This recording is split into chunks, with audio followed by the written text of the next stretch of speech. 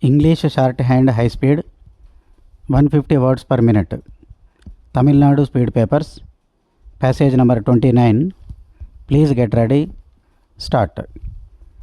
Mr. Chairman, Sir, I have listened very carefully to the comments made by the honorable members on the finance bill as well as the other aspects of the budget. In my reply, I shall try to cover the more important points made by the honorable members. They have made useful suggestions and also raised valuable questions of policy. As I said earlier, in this session, this first budget of ours had to be prepared at a time when allocations proposed for different ministries had been made and they had started working on that basis. Therefore, the scope for giving a new direction was limited if there was to be no wastage of scarce resources. Nevertheless, sufficient changes were made to make clear the direction in which we intended to move and would move in the coming years. The valuable suggestions made by the honorable members will certainly be useful in framing our next budget, and I may say within a matter of weeks we shall be working on it. As I said in my budget speech, our intention is to give primary importance to agriculture because we feel that is the only way in which we can solve the problems of poverty and unemployment. Not only have I allocated more resources in this budget, but I have no doubt in my mind that I shall allocate larger and larger resources to this prime objective in future. I wonder why the leader of the opposition feels that we shall not be prepared or be able to do this.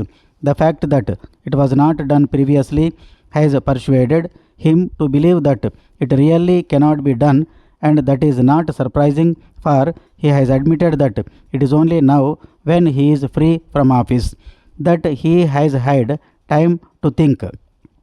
I have said again and again that primary importance to agriculture does not mean neglect of industry. Modern industry is absolutely necessary in certain sectors for overall growth, and the government will certainly give it its due attention and care. At the same time, the public sector will not suffer at our hands. It cannot be neglected. A large part of the country's saving has been invested in the public sector enterprises, and it should be our first and foremost duty to see that they work well and provide the resources for future growth. It is of the utmost importance to see that efficiency and profitability increase very rapidly in all ways. Our basic approach, however, is that in a poor mixed economy, all the sectors should be enabled to work well in order that they may provide more resources for further growth. Referring to the modifications which I have proposed in the finance bill and the further concessions which I have allowed, the leader of the opposition has placed a most extraordinary interpretation on it. He says that I have mauled my own budget and that this is a proof that it was carelessly prepared. I wonder whether the leader of the opposition has forgotten the time when he himself was the finance minister. While moving the finance bill, he himself made modifications in a similar manner and allowed concessions. I have only one comment to make. We are a government which believes that it is necessary to be responsive to genuine grievances of the public, and it is our duty to examine with great care submissions made in the House as well as by citizens and taxpayers. I have spent a great deal of time and energy in this process. My doors have always been open, and wherever I have found that a change is genuinely required in the public interest, I have not hesitated to make it, and I have not stood on false grounds of prestige. Sir, we are conscious of our responsibilities to the common man and the poorer sections of society. I believe that it is our responsibility to ensure that all productive assets in this country are used efficiently and fully so that production may be maximized, so that there may be adequate availability of consumer goods, so that prices may be stabilized.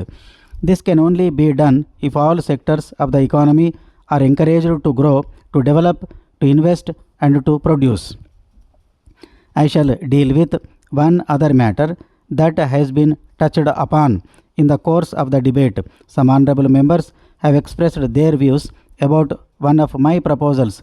I have proposed that industrial companies may be exempted from the obligation to pay dividends, but some honorable members were expressed the view that it will only benefit monopoly houses. I may assure them that view is not correct. Let me make it clear that this is a very desirable change. At present, it is possible for some persons to avoid personal taxation at a higher rate by using the name of the company. I may inform the House that my only object is to prevent this. It is with that object in view that I have made my proposal. Under these circumstances, the concession that has been given now is not an undue concession. I am sure honorable members will appreciate the spirit behind my proposal and they will agree with my views. I should like to point out certain other aspects of the concession. It may be observed that this concession that has been given is available only to industrial companies and not to other companies. If we examine the growth of monopolies in this country, we will find that they have been built up largely by those companies which do not get this concession. That being so, the House should really appreciate that I have made a progressive change in making this tax concession. It has been mentioned that the Wang Chu committee was against it. This is not correct.